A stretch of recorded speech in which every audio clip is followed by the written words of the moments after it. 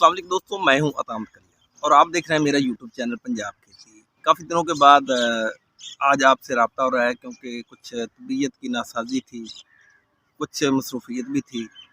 तो आज फिर दोबारा आपसे रब्ता कर रहा हूं। उम्मीद करता हूं कि आप सब ठीक होंगे। मैं भी आपकी दुआओं से अल्हम्दुलिल्लाह बिल्कुल ठीक ठाक हूं। दोस्तों, इस वक्त पूरे पाकिस्तान में स्पेशली वस्ती पंजाब में इस वक्त जो गंदम की कटाई है, हार्वेस्टिंग है, वो शुरू हो चुकी है। कुछ लोगों ने हार्वेस्टर के ज़रिए, कुछ लोगों ने रैपर के ज़रिए और कुछ लोगों ने जो मज़दूर होते हैं जो हाथ से गंदम की कटाई करते हैं उनके ज़रिए अपने काम का आगाज़ कर दिया है। जिन लोगों के पास इस वक्त ज़मीन फ़ारग हो चुकी है और वो कोई ना कोई फसल काश्त करनी चाहते हैं जो कि दरमियानी फसल में आती है, जैसा कि पहले गंदम है, उसके बाद एक दरमियान में फसल आ जाती है, उसके बाद मौसमी मकई आ जाती है, तो उनके पास ये सुनहरी मौका है। वो धान भी काश्त कर सकते हैं, तिल भी काश्त कर सकते हैं, तिल या तिली, और इसके अलावा वो मूंग की जो दाल है हम खाते हैं वो भी काश्त कर सकते हैं। तो मेरे ख्याल में हमारे किसानों को चाहिए कि ना देर करते हुए फ़ौरन अपनी ज़मीन को पानी लगाएं जहाँ से उन्होंने गंदम काट ली है, रौनी करें। रौनी करने के बाद उनको चाहिए कि वो फ़ौरन तिल की काश्त कर दें। अगर वो TS3 या TS5 तिल काश्त करते हैं तो उसके लिए ये बड़ा सुनहरी मौका है, बड़ी ज़बरदस्त ये मौसम है। तो उनको चाहिए कि फ़ौरन जो उन्होंने गंदम की कटाई की है तो उस जगह पर पानी लगाएं और थोड़ा सा वत्तर का ख्याल रखें कि एक तो थोड़ा तार वत्तर होना चाहिए, ज़्यादा भी नहीं लेकिन थोड़ा तार वत्तर होना चाहिए जिस वक्त वो तिल की काश्त करें।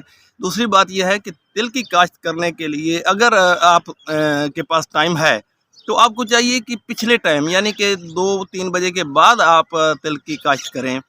2 से यानी कि शाम के दरमियान में अगर आप तिल की काश्त करते हैं तो उसकी जो जर्मिनेशन होती है, उसका जो उगाव होता है वो काफ़ी बेहतर होता है।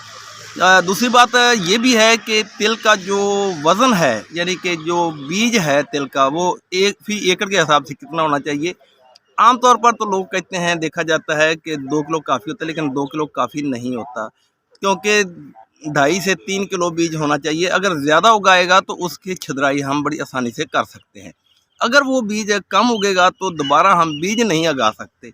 इसलिए 2.5 से 3 किलो फ़ी एकड़ के हिसाब से आपको तिल का बीज काश्त करना चाहिए या तिली का बीज काश्त करना चाहिए। यहाँ पर आपको बताता चलूँ कि तिल और तिली में फ़र्क क्या है। यहाँ पर आमतौर पर देखा जाता है कि जो सिंगल छड़ी होती है उसको हम तिल कह देते हैं, जो शाखदार पौधे होते हैं, झाड़ीनुमा पौधे होते हैं, उसको हम तिली कह देते हैं।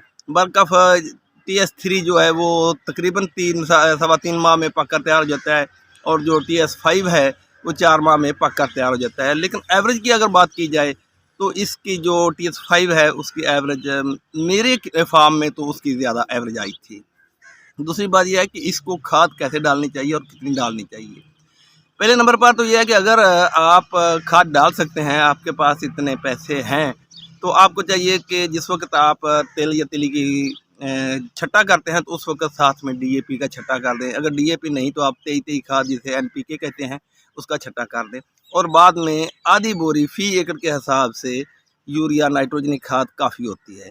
और इसके 2-3 स्प्रे होते हैं और 3 से 4 पानी आम जगह पर लगाए जाते हैं। कुछ इलाके ऐसे भी हैं जहाँ 2 पानी भी लग जाते हैं, कहीं ऐसे भी हैं यहाँ पर 4-5 पानी लग जाते हैं।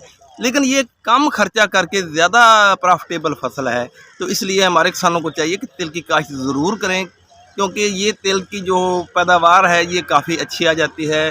दूसरी बात ये भी है कि इसका रेट भी पिछले 2-3 साल से हम देखते आ रहे हैं कि काफ़ी अच्छा रेट होता है। इसलिए टाइम ज़ाया किए बगैर हमारे किसान को चाहिए कि जल्दी से अपने तिल की जो काश्त करनी है उसको शुरू कर दें। उम्मीद करता हूँ कि मेरी इस बात की आपको समझ आ गई होगी। अगर वीडियो अच्छी लगे इसे लाइक करें, शेयर करें और कमेंट करें।